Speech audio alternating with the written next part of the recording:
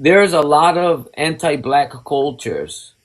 They specifically choose black neighborhoods to build their businesses off of. And these are people who raise their families and children and actually have built a culture that is specifically anti-black, colorist and anti-black, but yet they specifically choose a black neighborhood to put their businesses and make money off of the people that they tell their children not to F with. How do you feel about this? And more specifically, it's not just any businesses. Businesses gravitated to black culture, like hair salons, specifically black people, hair products, etc. Right? A lot of these cultures study black culture and they study the way the infrastructure of black culture works, right? So if you've ever watched How to Sell to a Negro, a lot of people know our culture is, we pride on consumption. We take pride in what we consume. We take pride in what we buy, the brand that it is. How much can we buy? I can get this over you. I got this flat screen compared to you, right? And they know that we're more willing to buy from them than buy from ourselves a lot of times. Because we don't. There's black grocery stores. There's black banks. There's black everything. And a lot of us will go right past that shit to the white store, right past that shit to the Indians. You know what I mean? Because of, for whatever reason, oh, this price over here is too expensive. I don't want to date. I don't want to go to the black store. That shit too expensive, man. That shit is whatever. I'm gonna go over here. And people know that, and they come in and they come to our neighborhoods and do that. Also, it's easy to get a store in a black neighborhood. The white people that own the neighborhood, they're not going to give it to the black guy. They're going to make it hard for the black guy to buy the block, right? But let the Indian guy come in. They're going to make it very easy because it's a smack in the face to us. And that's how they keep us from having that generational wealth and that wealth within our communities. Our dollar only lasts, what, a few minutes and it's gone. It's out of our community. And that's strategically designed. So they know that. Let's put these, Indian businesses, let's put these Asian businesses in here.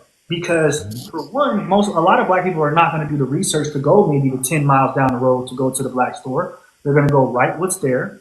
And the people who own these properties or these buildings, they're not going to give it to the black people. They're going to give it to the Asian person.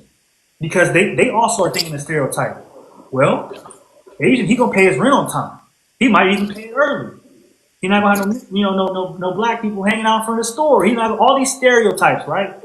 He's not going to bring a certain type of customer and X, Y, and Z, and I can probably communicate with him my needs more, or at least that's what they think. So not only do they believe the stereotypes, but they purposely put these businesses in there to stop us from having those businesses so we can't grow well. Do we as a collective, do we allow these other people to establish themselves on our dollar? Because we are a people that desire other people's love so much. And I ask this for a reason. Because when you typically go to a black neighborhood, you see businesses of all different kind of people. And if you're educated enough, you know that the businesses of non-black people in these neighborhoods, they are of people that don't fuck with black people in general. But here's the thing. If you go into a whitey neighborhood, they do not allow businesses of any people, not no goddamn Indians, no Asian, period. If people have been keen enough to understand that when you go to a black neighborhood, you have businesses of all these different peoples that are anti-black culturally. But if you go to whitey neighborhoods, they do not allow Asians and Punjabis, etc., to establish themselves in their neighborhoods, meaning we ain't giving you our dollar. Are we a people that desire the love of people who are anti-us so much? Meanwhile, are whitey people confident that I don't care about none of you love? We good over here. What is it? That's exactly what it is. We have been sold the togetherness line. A lot of us have been sold that. So a lot of us are willing to open our doors to any race, right? A lot of us don't gatekeep anything. Look at hip hop. People got mad when Beyonce didn't win no awards, or they told her at the CMAs, hey, you need to come hang out in Tallahassee. You need to come pop out pretty much if you want country people to mess with you. People, oh my God, they don't accept her. Well, look at black culture. We'll take any white guy we see that can rap and we'll make him bigger than the black guy. Look what this white boy could do. We're so quick to let anybody in. We don't gatekeep anything. We give everybody our sauce for free, right? Because we think that we're being open and together. While that may be true and that may be a superpower, It's also a hindrance because these other people have predicated their success on gatekeeping. They predicated their success on keeping the wealth within the family and the community. And for whatever reason, we believe more in the togetherness and we're all together thing more than any other culture. So much to the point where some of us, like Malcolm, was like, no, let's only do this. We had our own people calling him an extremist. We had our own people looking like at him like he was a crash dummy, like he was going to be, let's kind of get away from this guy. Because he preached so much about just staying within. We've been brainwashed to think that we have to accept everything and everybody to progress, and that's our way of progressing. We don't realize that we need to rely on each other more than we need to rely on outside sources. And then we get mad at other people for doing that, when we should be looking at that and going, that's what we need to do. We need to gatekeep more. We need to start building our communities more and checking people at the door of who we're going to allow in and vetting these people more and not just giving them the sauce and giving them $1 million based off of anything. Because what do? They go run off and they go take it back to their community. While look at what we do. You got people who go out to other places and they become something outside of black culture and they don't bring shit back. So you even have that part. That's what it is when it boils down to it, is us wanting the acceptance from others. And I don't know if that's because, again, we had to, when we were freed, I want to go back to slavery on that. We were freed, and, it did take, to a certain degree, white people to free us, right? And then you have the civil rights era where you had us and some white people working with us. And I think within that civil rights package and messaging, I don't blame King, but I think that left a lasting impression on being together with everybody, while other races was like, nah, we're still going to do what we do over here. Cool, you can come. Yeah, now you can come buy our shit. Yeah, cool, you can come eat at our restaurant. We're not going to go eat at yours. You know what I mean? Like, so that's what it is. As a Mexican, if a Mexican person established themselves a business down the street, we as a collective, because of the way that we've been conditioned, will be like, I ain't buying from that. Ese way se cree mucho now. Jose thinks he all that because he got something that we don't. So we rather buy from the non-us.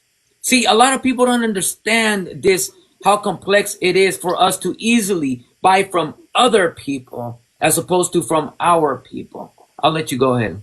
It's jealousy in a way as well, right? It's self-hate in a way. How could you get that? I should have that. So because of that, I'm going to give my money to somebody else because you don't deserve it, because you supposedly just like me. While that person did the work, they did the due diligence, they did the research, they saved the money, right? They did everything they were supposed to do to get that building on that block, hoping that you would come and buy from them. I don't give my money to him. He just wants our money. Well, what do they want? They just want your money as well. And they don't know you. They're not going to protect you. They're not going to advocate for you. They're not going to do anything for you besides take your money. But because they don't look like you, you feel like for whatever reason they're better, right? And I think that's how it goes. The guy that is again, open up the t-shirt shop, people are like, I want to go buy from him. This is some bullshit. Instead, I'll go buy from Whitey. His products might be better or they might be cheaper. Not understanding that the black business might have to charge a little bit more because of the circumstances. The rent they probably are getting charged is a little bit higher, if not a lot higher. The backstory as to why that person has to charge more, or maybe at the moment has a lesser quality of product. There's a lot of things that can go into that.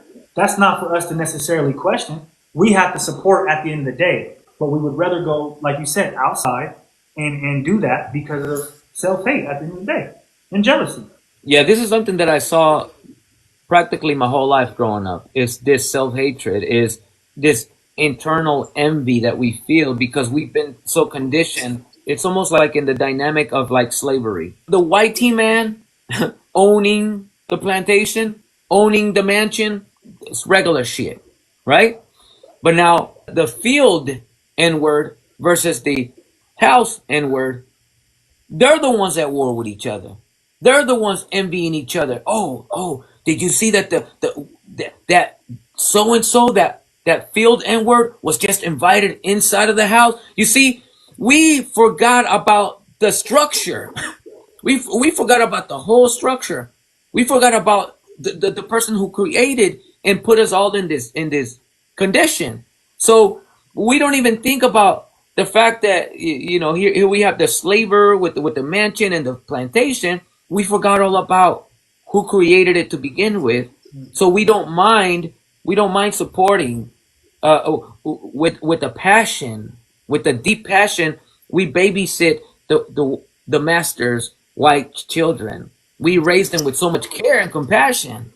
But yet we look at our people in the fields with us like, stay in your place. Like we literally treat our own people with the stay in your place ism, right? That's what it should be called, right? Stay in your place ism. We literally are a people that treat ourselves and each other with an attitude of stay in your place ism. This is like the crabs in a bucket. Analogy. You know what I'm saying? Go ahead. I really like what you said about that too, because again, everybody that is on the outside looking at old boy going inside, that's where that envy stems from. Not realizing that that person, they know that, and them bringing them in there is for them to say, hey, look, he's in here, you're not, and that creates that jealousy. Instead of us trying to say, you know what, we don't even need to go in that house at all. Now we're all fighting to go into that house, to be in it, to be master's house for the night or for the week or for the year. That's an accomplishment. Instead of saying, you know what, let's get our own. And so that's continued up until today, where we see somebody doing something and we have that same reaction and jealousy because now they're up or they got money or they did the due diligence, like I said, to be where they are, and you don't want to support them because you want to be there too, but you're just not there yet. But what people don't understand and don't realize is that you supporting your own helps you. And that's what we need to understand. It doesn't help anybody else but you. When you go outside and you go buy stuff from the Asians or whoever it is, all you're doing is taking our dollar that could have been circulated within our community and you're putting it somewhere else. And is it all because of ego or you know what I mean? Or is it self-hate? All we're doing ultimately is we're grabbing our money, our hard-earned money, and giving it to the Asians, the Punjabis, the white people, and sending their children to school to become cops that police us, that brutalize us, sending their children to become judges that sending us to life. And I don't think we see this as a collective. We don't understand how complex it is that our internalized racism literally is what causes us to repeat the cycle of sending a people who are culturally anti-us. We are sending their children to school, who police us, who judge us, if you will, right? I feel like the lack of education of this sort of information is what keeps us repeating the cycle. If there's one thing that I've noticed coming from such a family tree that is so divided, so broken, we are not a collective. And that is a common thing amongst broken people, that we do not work as a collective. We are such individuals that I literally witnessed my aunts and uncles become individuals, as well as would purchase a brand new truck just to prove that they are better than their other siblings and things of that nature. You see, we are a collective of people that lack collective practices. We are such a big family tree, but for nothing. It's like we waste the fact that we are so many of us. We waste it with individuality. If there's one thing that I have learned in this society is that American culture is about encouraging people to be individuals and not a collective. That's a fact. The whole move out at 18 thing, right? We've been pushing that for years. We're starting to come around now to not moving out at 18 and letting your kids stay as long as they can until they get right. But that's a capitalistic viewpoint. Move out at 18. Of course they want you to move out at 18 because now instead of one house with 10 people, now I got 10 people paying rent. Yep. So the whole point is to get you as an individual so then you can individually contribute to that system instead of doing it collectively. Just like Ricardo said, 15 of us doing something, but you had a 16th person in the family like, I'm not doing that. Yeah. And that'll throw the whole shit off.